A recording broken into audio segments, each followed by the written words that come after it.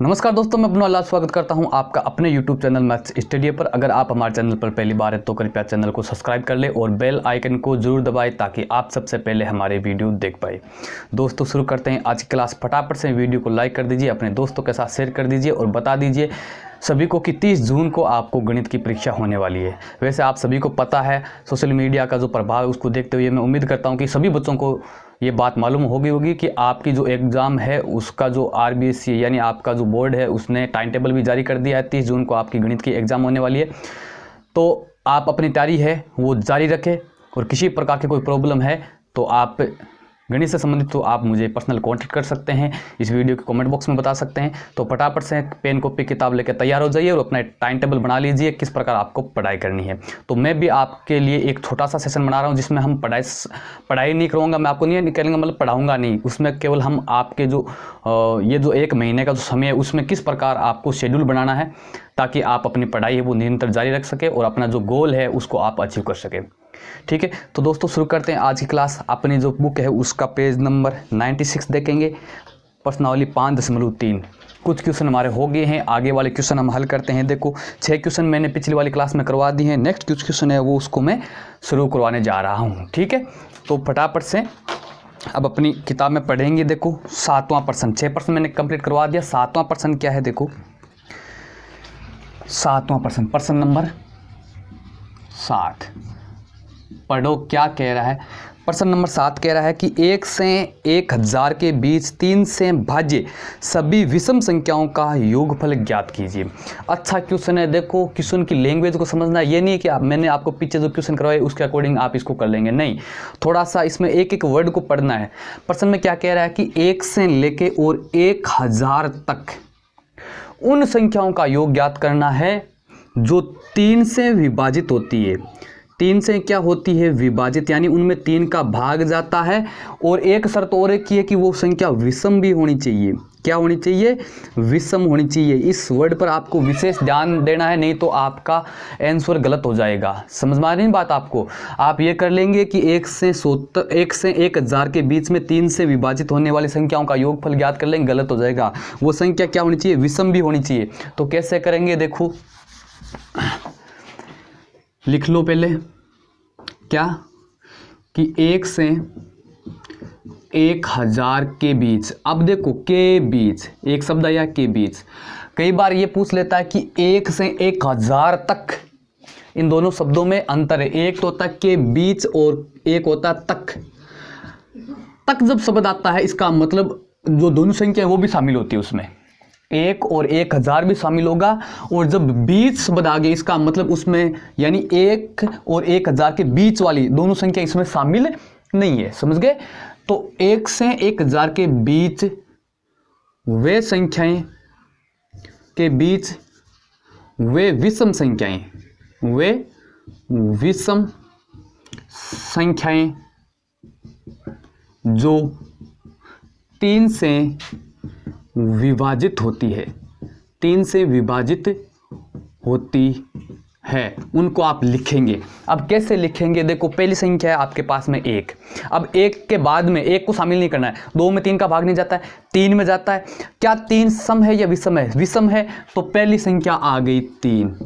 ठीक है, दूसरी, फिर 3 के बाद में 3 का भाग किस में जाता है, 6 में जाता है। लेकिन 6 हम नहीं लिखेंगे। क्यों नहीं लिखेंगे, क्योंकि 6 क्या है, सम संख्या है, जबकि प्रश्न में क्या कह रहा है, केवल विषम संख्या का। समझे बात। तो 6 के बाद 6 को हम शामिल नहीं। देखो मैं आपको बता देता हूं कि जैसे 3, 6, 9, 12, 15, 18 ऐसे ऐसे करके 1000 तक मैं चलूंगा। तो 1000 में तो 3 का भाग जाता नहीं है। 1000 से पहले वाली संख्या देखो 999, 999 में 3 का भाग जाता है। ठीक है, तो ये जो सीरीज बन रही है यह है 1 से लेके और 1000 के बीच सभी संख्याओं की सीरीज है जो 3 से विभाजित होती है। लेकिन प्रश्न में तो क्या पूछा है, केवल विषम संख्या का। तो हम इसमें क्या कर देंगे, सम संख्याओं को डिलीट कर देंगे। तो बची क्या, 3, फिर 3 के बाद में 9, फिर 9 के बाद में 15, फिर 15 के बाद में 18 है वो तो सम आ जाती है, 21 वापस क्या आ जाती है, विषम, ऐसे ऐसे करके और 999 तक। ठीक है, तो ये जो सूची है कौन सी, 1 से 1000 के बीच विषम संख्या जो 3 से विभाजित होती है उनकी जो सूची है वो क्या है, एक एपी है। ये क्या है, एक एपी। तो क्या लिखेंगे, यह एक एपी है। एपी है। एपी क्यों है कि देखो सभी के बीच का अंतर, क्रमागत पदों के बीच का अंतर कितना है, 6 है। ठीक है। अब प्रश्न में क्या कह रहा है कि इन संख्याओं का, ये जो सूची बनी है उनका योग ज्ञात करो। और योग ज्ञात करने के मेरे पास में 2 सूत्र है, आप सभी जानते हैं। एक तो होता है बड़े वाला जिसमें ए एन और डी चाहिए, और दूसरा है जिसमें ए एल और ए एन और एल चाहिए। अंतर किसका है, इसका। एल का मतलब अंतिम पद, मेरे पास में अंतिम पद दे रखा 999, तो मैं सूत्र कौन सा लगाऊंगा, जिसमें एल है, जिसमें एल है। अब दोनों सूत्र लगाऊंगा, उसमें मुझे एन तो चाहिए, चाहे मैं ये सूत्र लगाऊं चाहे ये सूत्र लगाऊं, एन तो मुझे चाहिए, और एन मुझे कहीं दे नहीं रखा है। तो मैं क्या करूंगा, पहले एन ज्ञात करूंगा। समझ में आ गई बात आपको। मुझे या मतलब क्या करना है कि यहाँ पर n का मान मतलब क्या है कि ये टोटल 3 से लेके 3, 9, 15, 21 आगे ये 999 टोटल संख्या कितनी है, कितनी संख्याओं का मुझे योग करना है। समझ आ गया ना। तो n का मान ज्ञात करना है पहले। ठीक है ना। तो क्या है, माना दी गई, या पहले आपको क्या लिखना पड़ेगा भाई, प्रथम पद a बराबर लिखो 3 और d बराबर, सार अंतर क्या होता है, a2 माइनस a1। a2 कितना है आपका 9, a1 कितना है 3, 9 में से 3 जाएंगे कितना आ गया 6, यानी प्रथम पद और सार अंतर तो आपके पास आ गया। ठीक है। अब आपको क्या ज्ञात करना है, n यानी पदों की संख्या की इस समांतर श्रेणी में 3 से लेकर 999 तक टोटल कितने पद है। तो माना, अब लिखो, माना दी गई एपी में n पद है, n पद है। अब n पद है तो ये 999 क्या हो गया, nवां पद हो गया ना। अतः an बराबर nवां पद 999 हो गया, लास्ट पद है, मैंने n पद मान लिया। देखो समझिए, ये पहला पद, दूसरा पद, तीसरा पद, चौथा पद, ऐसे ऐसे चलते जाएंगे। तो मैंने मान लिया कि ये nवां पद है, इसका मतलब an है। तो an कितना आ गया 999। अब an का सूत्र क्या होता है, a plus n minus 1 into D बराबर कितना है 999। क्या किया, an का यहाँ पर सूत्र लगा दिया। ठीक है।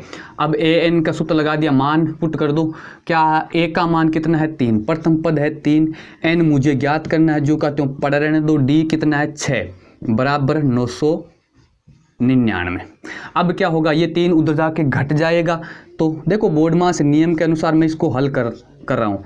n माइनस 1 इंटू 6 बराबर 999। ये 3 उधर जाएगा, किसका हो गया, माइनस का, या n माइनस 1 बराबर, इसमें से 999 में से 3 चला जाएगा, 996 बच गया, और बट्टा ये देखो 6 इसके गुणा में है, इधर बट्टा में चला जाएगा।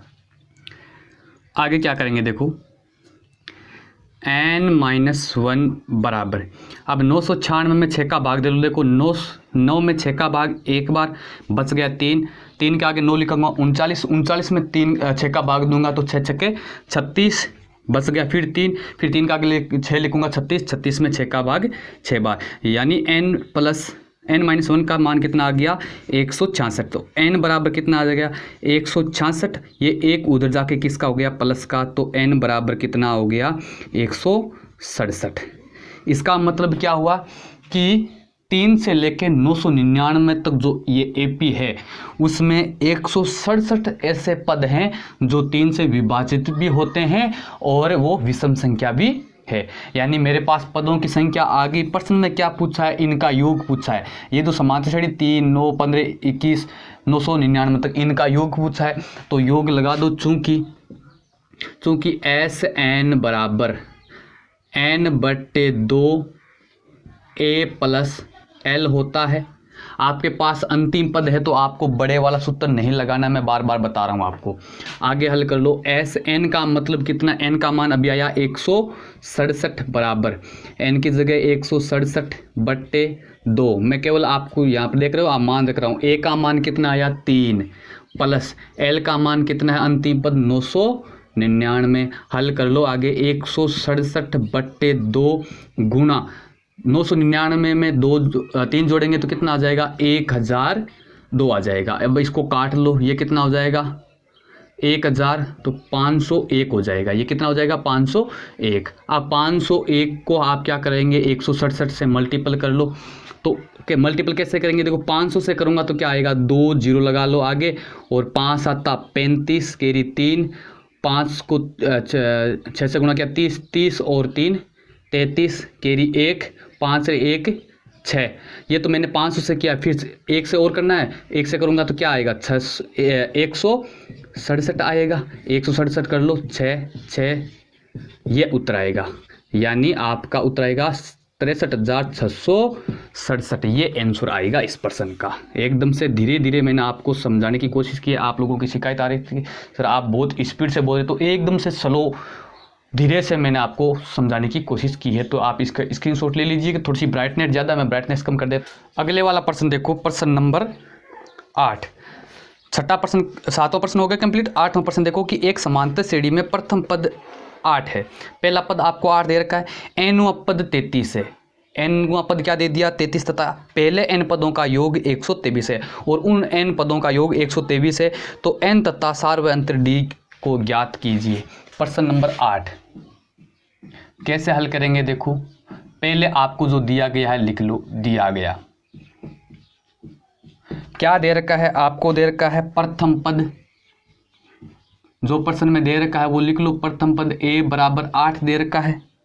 nवां पद, nवां पद का मतलब an बराबर कितना दे रखा है 33 दे रखा है, और n पदों का योग भी दे रखा है, यानी sn भी दे रखा है कितना 123 दे रखा है।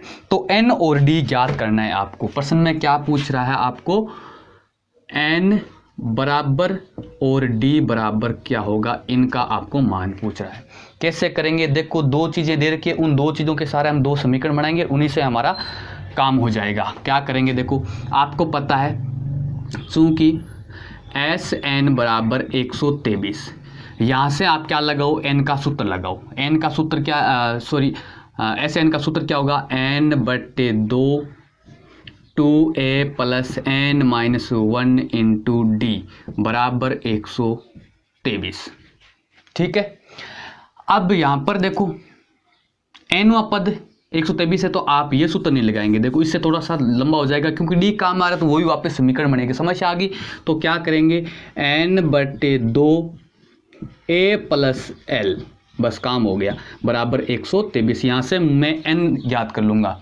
देखो पहले वाला अगर सूत्र लगाएंगे तो उसमें d भी आएगा। देखो उसमें चर कितने, a भी होगा, n भी होगा और d भी होगा।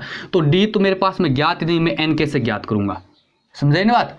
तो हम क्या करेंगे, इसमें देखो आप, इसमें भी 3 है, n है, a है, l है, लेकिन मेरे पास में इन दोनों का मान है, तो ये अपना आप ज्ञात हो जाएगा। तो क्या करेंगे, देखो n का मान मुझे ज्ञात करना है, जो का तो पड़ा रहने दो।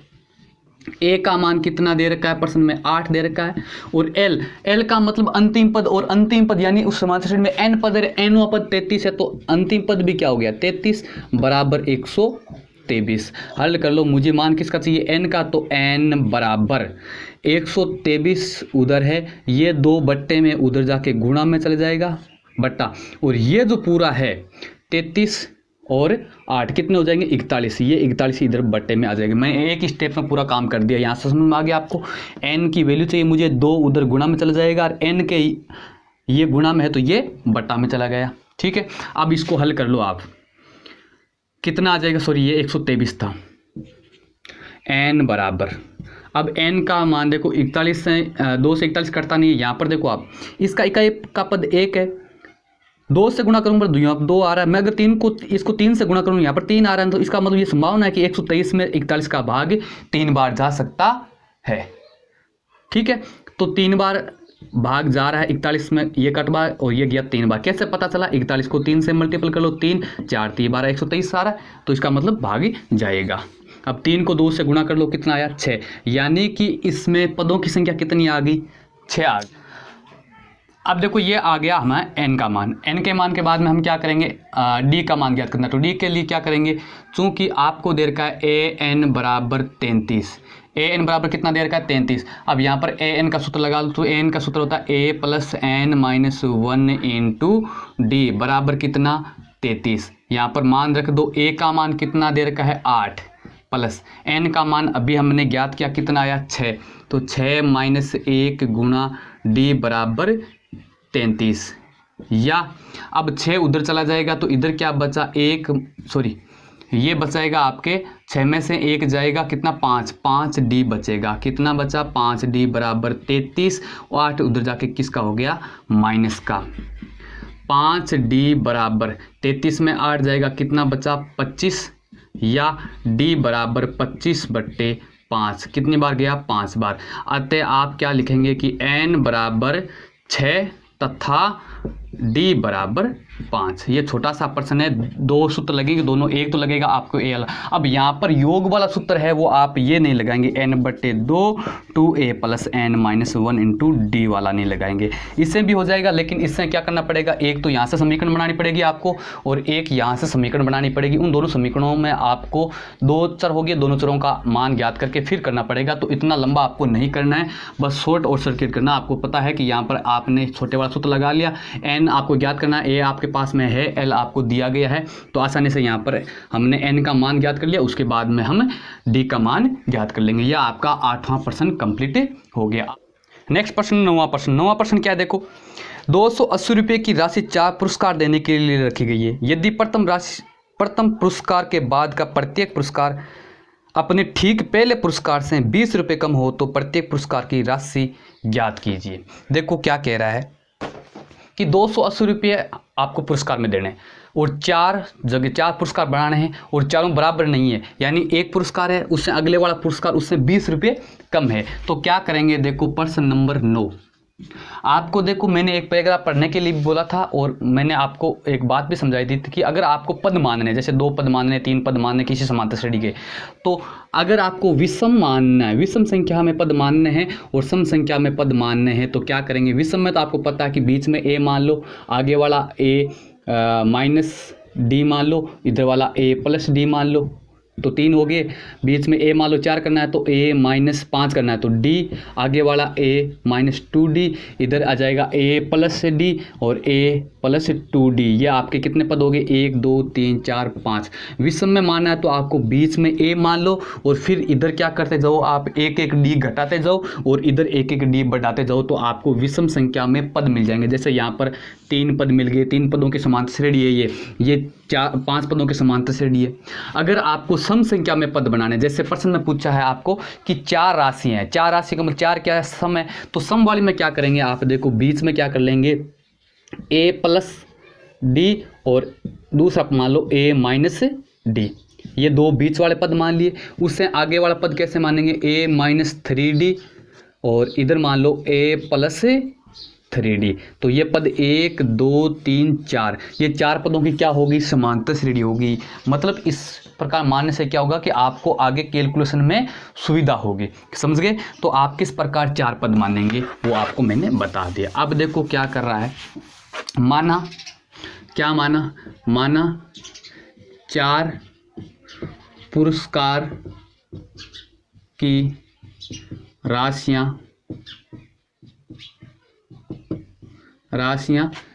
निम्नानुसार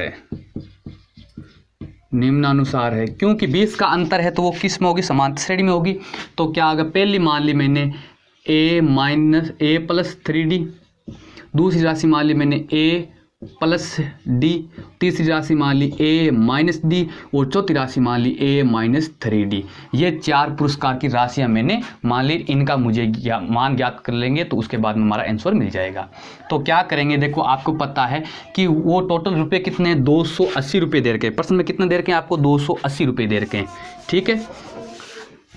आगे क्या दे रखा है, और एक शर्त दे रखी, पहला वाला जो पुरस्कार है वो आगे वाले से 20 कम है, यानी ये है वो उससे ये 20 कम है, ये 20 कम है, ये 20 कम है, समझ गए ना आप। तो प्रश्नानुसार क्या करेंगे, देखो प्रश्नानुसार होगा कि इन सभी 4 राशियों को वापस जोड़ूंगा तो 280 रुपये आएंगे, क्योंकि 280 रुपये के 4 भाग करने, वापस जोड़ेंगे तो 280 आएंगे। तो क्या आया, प्रश्नानुसार इनको जोड़ लो, a प्लस 3d पहला पद प्लस दूसरा पद क्या है, a प्लस डी प्लस आगे वाला पद क्या है, a माइनस डी उससे आगे वाला पद क्या है, a माइनस 3d बराबर कितना है 280। प्रश्नानुसार मैंने इन चारों राशियों को जोड़ा तो वापस कितने आएंगे 280। अब आप देख रहे हैं कि ये d प्लस का है, ये d माइनस का, दोनों कैंसिल हो गया। ये 3d प्लस का है, ये 3d माइनस का है, ये भी क्या हो गया, कैंसिल हो गया। इनको कैंसिल आउट करने के लिए ही हम इस प्रकार के पद मानते हैं। समझ में आ गई ना बात आपको। हम ये जो इतना लफड़ा कर रहे हैं वो क्यों कर रहे हैं कि इस प्रकार आगे कैलकुलेशन में हमें आसानी होगी। अब देखो 1 2 3 4 कितने a हो गए, 4a बराबर कितने हो गए 280। तो a बराबर कितना आ गया 280 बट्टे 4, ये 4 किस में चला जाएगा, बट्टे में। तो a बराबर क्या आ गया 280 में 4 का भाग देंगे तो 700 के 28 70, यानी प्रथम पद कितना आ गया 70 आ गया। सॉरी, प्रथम पद नहीं आया अभी मेरे पास में, a का मान 70 आया। किसका मान आया 70, a का मान 70 आ गया है। तो इस a का मान तो 70 आ गया। अब मुझे चाहिए d का मान, क्योंकि मेरी राशियां तो ये चारों हैं।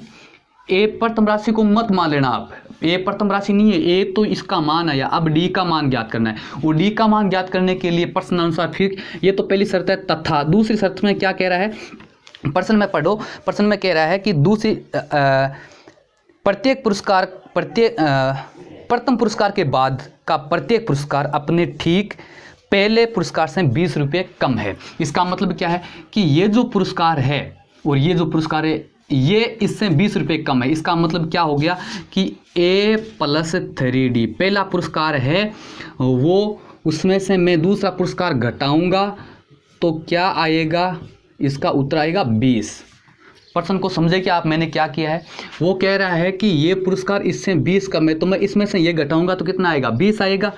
तो हल करूंगा a plus 3d minus a minus d। ये देखो माइनस है, वो a को भी माइनस का कर देगा, d को भी माइनस कर देगा, बराबर कितना आ गया 20। अब आगे हल कैसे करेंगे, a का मान अभी आया 70, या फिर इसको थोड़ा सा और इजी कर लो।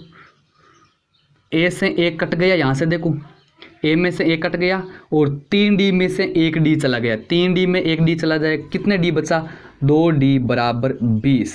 तो d बराबर कितना आ जाएगा 20 बट्टे 2, ये बट्टे में चला जाएगा तो d बराबर 10, यानी d का मान कितना आ गया 10। इस d का मान 10 और a का मान 70। अब आपकी राशियां ज्ञात कर लो। पर ये राशि देखो a प्लस 3d बराबर, तो a का मान अभी आया 70 प्लस 3 गुणा 10 कितना आ गया 70 प्लस 3 को 10 से गुणा किया 30 और 70 और कितने हो गए 100। प्रथम राशि आपकी कितनी आ गई 100।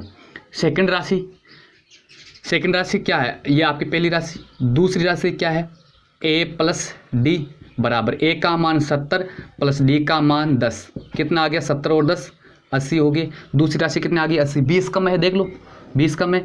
तीसरी राशि क्या है आपकी a माइनस डी बराबर, a का मान 70 माइनस d का मान अभी आया 10, 70 में से 10 जाएंगे कितने 60, फिर 20 कम आ रहा है। चौथी राशि क्या है a माइनस 3d बराबर, a कितना है 70 माइनस 3 गुणा d का मान 10, कितना आया 70 माइनस 30, कितना बचा 40। चौथी राशि कितना आ गई 40। अब ये आपकी राशि देखो 20 कम है, यहाँ 20 कम है, ये इससे 20 कम है, ये इससे 20 कम है। समझ में आ गया बात आपको कैसे करना है, समझ में आया क्या। अतः 100 80 60 और 40 रुपये की राशियाँ होगी, ये पुरस्कार की राशियाँ होंगी। समझ में आ गया। तो मैंने आपको ये 9वां प्रश्न अच्छी तरह से समझाने की कोशिश की। पीछे भी मैंने इस प्रकार का एक क्वेश्चन करवाया आपसे, उसमें बस ये नहीं दे रखा था कि वो राशि, यानी क्वेश्चन की लैंग्वेज चेंज कर दिए, बाकी सेम टू सेम प्रश्न है। ये 9वां प्रश्न आपका कंप्लीट हो गया। 10वां प्रश्न क्या है, 10वें प्रश्न का मैं हिंट दे देता हूं, आप कर लेंगे आसान जी। अगर आपको ये प्रश्नावली समझ में आ गई तो इस प्रश्नावली का लास्ट प्रश्न आपको अच्छी तरह से समझ में आ जाएगा। क्या है देखो कि एक टेलीविजन सेटों का निर्माता तीसरे वर्ष 600 टीवी तथा 7वें वर्ष 700 टीवी सेटों का उत्पादन करता है, ये मानते हुए कि प्रत्येक वर्ष उत्पादन में एक समान रूप से निश्चित संख्या में वृद्धि होती है। क्या कह रहा है कि तीसरे वर्ष में क्या है 600 टीवी बनाता है, ठीक है, और 7वें वर्ष में क्या बनाता है, तीसरे में और 7वें में बनाता है 700 टीवी, ठीक है। अब आपको पता है कि A3 का सूत्र लगा लो, A7 का सूत्र लगा लो, 2 समीकरण बना के, और यहाँ से आप A और D ज्ञात कर लो। A और D ज्ञात कर लिया, उसके बाद में आपको पहले प्रश्न में क्या पूछा है, प्रथम वर्ष में उत्पादन, तो यहाँ से आप A ज्ञात करोगे, वो आपका उत्तर हो जाएगा। फिर 10वें वर्ष में उत्तर मतलब टीवी सेट, तो यहाँ से आप A10 का मान ज्ञात कर लो। फिर 7वें वर्ष में कुल उत्पादन, तो S7 आप ज्ञात कर लो, ये आपका उत्तर आ जाएगा। समझ में आ गया ना। 10वें प्रश्न का हिंट मैंने आपको दे दिया है। आपको क्या दे रखा है कि एक समांतर श्रेणी है, उसका A3वां पद है, यानी तीसरा पद 600 दे दिया, 7वां पद 700 दे दिया। यहाँ से इन दोनों समीकरणों से आप दोनों जो शर्तें उनसे 2 समीकरण बनाएंगे, उनसे आप A और D ज्ञात कर लो। फिर आपका पहला, दूसरा और तीसरा प्रश्न आसानी से हो जाएगा। तो ये आपकी प्रश्नावली 5 कंप्लीट हो गई है। और इसमें किसी प्रकार की कोई दिक्कत है तो आप कमेंट बॉक्स में बताएंगे, मैं आपका उसको सोल्यूशन दे दूंगा। ठीक है, ओके, बाय बाय।